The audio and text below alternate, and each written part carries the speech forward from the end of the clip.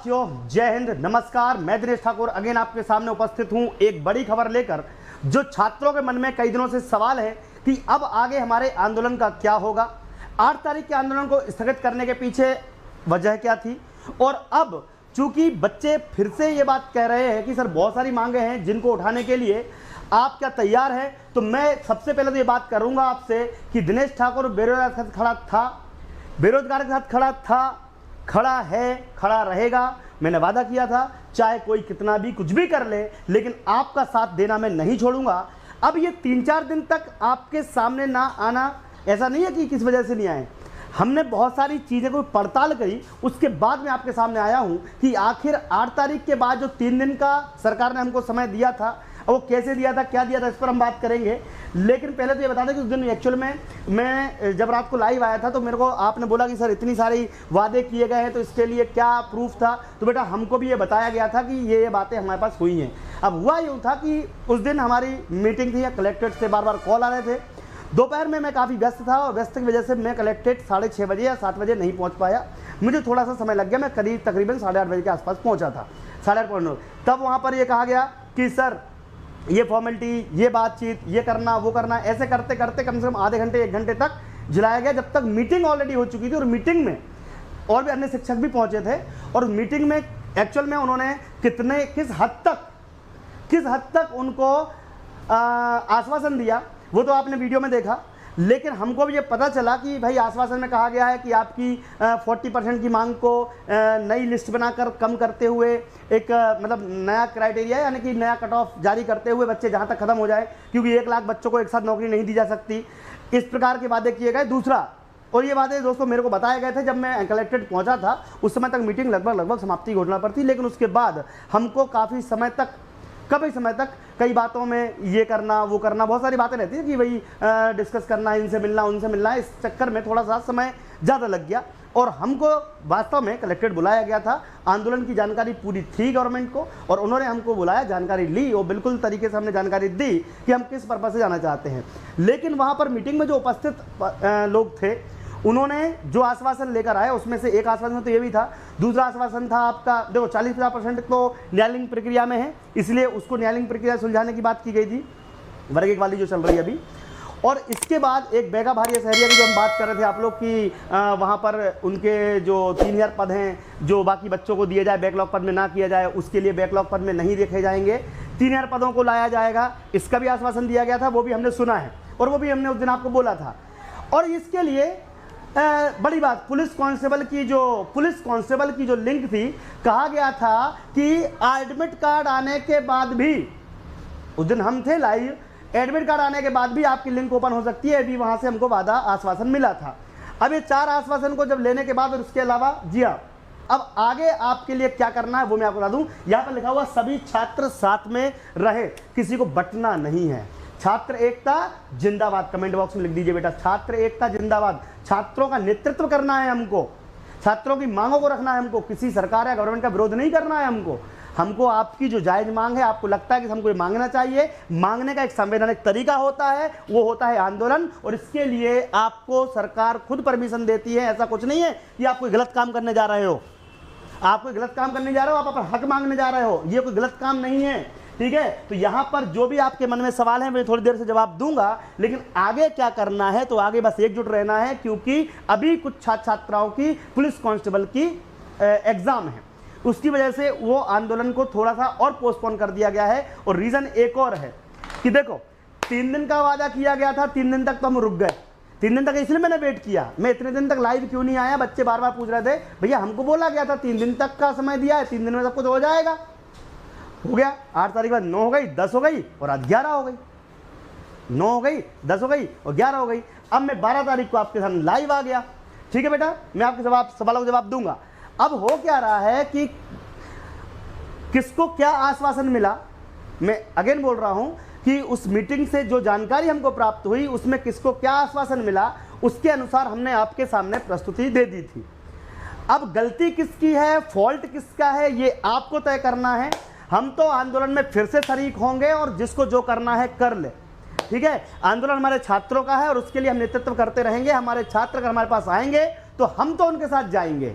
और अब की बार अब की बार अगर इन्होंने लॉलीपॉप भी दिया तो कम से कम अगर मैं होता तो उसको रजिस्टर कर भी सकता था। मैंने रजिस्टर करने के लिए अगर वहाँ पर होते, भाई कैसे मान लें हम, कैसे मान लें कि तुम लिंक खोल दोगे, कैसे मान लें कि तुम ये काम कर दोगे, भाई कुछ रिटर्न में लिखित में भी तो दो। कैसे मान लेंगे कि तुम हमारी मांगे पूरी कर दोगे? केवल यहाँ बैठे बैठे अगर कलेक्ट्रेट से ही काम होने लगते तो फिर हम आंदोलन करने भोपाल ही क्यों जाते? तो भोपाल अपने को चलना है बेटा, फिर से चलना पड़ेगा, क्योंकि इनकी मनमानियां बढ़ती जा रही हैं। अभी भी वर्ग 1 में इतने सारे क्वेश्चन पर आपत्ति लगी है कि लगभग 15-15, 20-20 क्वेश्चन मिनिमम, मुझे तो ऐसा लग रहा है कि 25-25, 30-30 क्वेश्चन, और कहीं कहीं तो 40-40 क्वेश्चन पर आपत्ति लगी हुई है। तो इतनी सारी आपत्तियां लगने का मतलब यह है कि ये जो पीबी संस्था है या व्यापम जिसको बोलते थे आप पहले, इस संस्था को एग्जाम कराने का हक नहीं होना चाहिए, क्योंकि ये छात्रों के लिए कभी भी प्रॉपर तरीके से पेपर सेट नहीं कर पा रही है। और ये गलती उनकी भी नहीं है, ये गलती उन लोगों की जो पेपर फॉर्मेट का फ्रेम करते हैं, उनको पता ही नहीं कि पेपर बनता कैसे है। पेपर बना दिया, एग्जाम ले लो, बाद में वो बच्चा भाड़ में जाए और उनको जो करना है वो कहीं और तरीके से कैसे हो रहा है वो सब चीज़ें मीडिया में निकल के सामने आ रही हैं। और वो चाहते भी नहीं, वास्तव में फेयर एग्जामिनेशन लेना होता तो फेयर काम भी करते। ठीक है, तो आप लोग चिंता ना करो बेटा, दिनेश ठाकुर साथ में खड़ा रहेगा और आंदोलन की डेट फिर से तय की जाएगी। वर्ग 1, वर्ग 2, वर्ग 3 वाले हों चाहे पुलिस वाले हों, आप लोग आपस में फूट ना डालें, आपस में लड़ाई ना करें। बिल्कुल आपके छात्र के हित का सम्मान किया जाएगा, मैंने आपको वादा किया है। ठीक है, शिक्षक भर्ती में भी एक अपडेट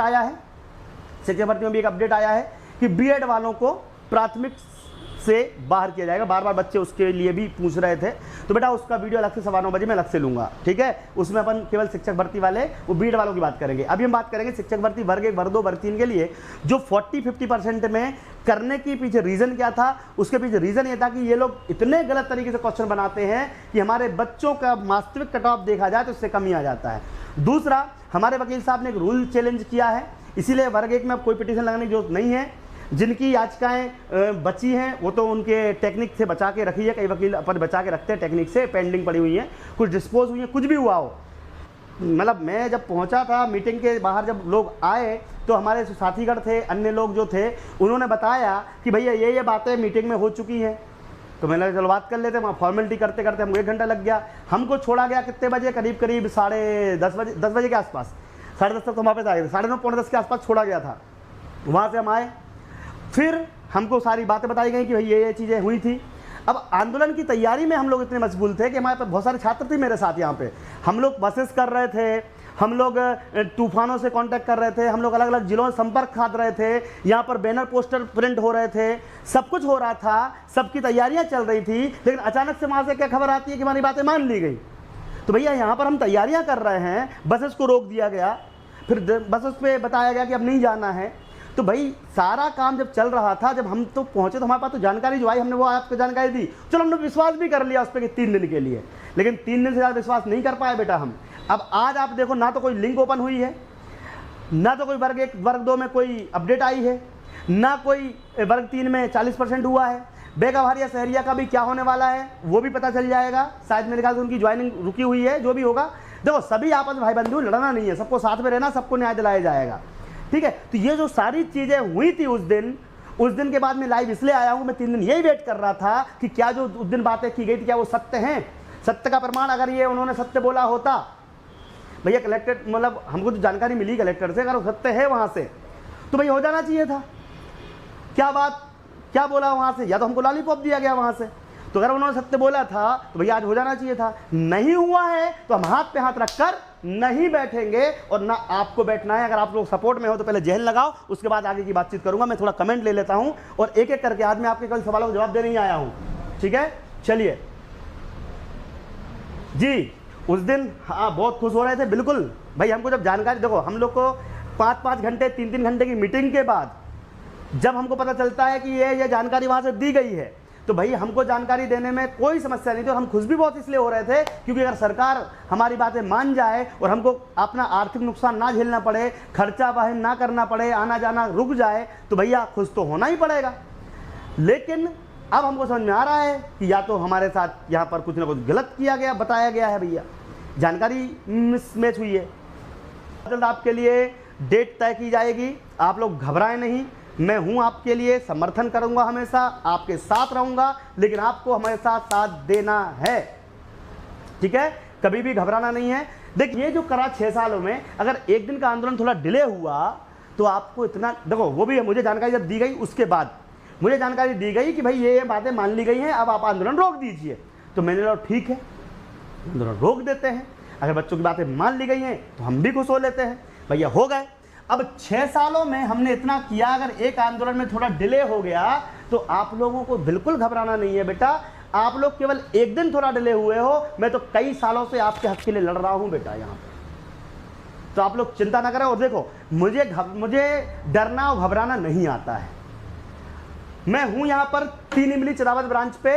जब भी आपको किसी को आके मिलना हो, जो भी बात करनी हो, पक्ष हो विपक्ष हो, सपोर्टर नहीं हो, आप मिलकर बात कीजिए। क्या करना है हम करेंगे, लेकिन आपके लिए लड़ेंगे जरूर, ठीक है। आप लोग चिंता ना करें, जो भी हो हम बिल्कुल सबके साथ में काम करने के लिए तैयार हैं। लेकिन छात्रों का देखो, बहुत सारे बच्चे आए मेरे से मिलने, पता है 8 तारीख को 9 तारीख से यहाँ लाइन लगी रही, दे बच्चे मिलने, सर क्या हुआ कैसे हुआ। मेरे को दुखा बेटा। अब क्या हुआ कि मैं अब 8 तारीख को अपन ने जब बता दिया कि भाई सब कुछ बातें मान ली गई हैं, तो अब ये तो नहीं बोल सकते कि 9 तारीख को नहीं मान ली गई, क्योंकि भाई वहाँ से पहले प्रूफ तो मिले।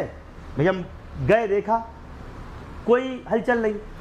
2 दिन बीत गए, तीसरा दिन हो गया, आज तीसरा दिन कंप्लीट भी हो गया। यार मतलब हद ही हो गई है। तो अब यार कुल मिला के अगर आंदोलन को रोकने के लिए अगर इस प्रकार के पैतरे अपनाओ तो गलत बात है यार। कम से कम छात्र वहाँ पर पहुँच जाता। हमारी छात्र का एकता, इस बार हजारों बच्चे आने वाले थे, 10,000 से ऊपर बच्चे इकट्ठे होने वाले थे। ये आंदोलन जो था ये बहुत ही व्यवस्थित तरीके से होने वाला था। हमने बहुत मेहनत करी थी इसके लिए, और करीब करीब ये मान के चलो कि पूरा 10-15 दिन लगे थे इसको करने के लिए।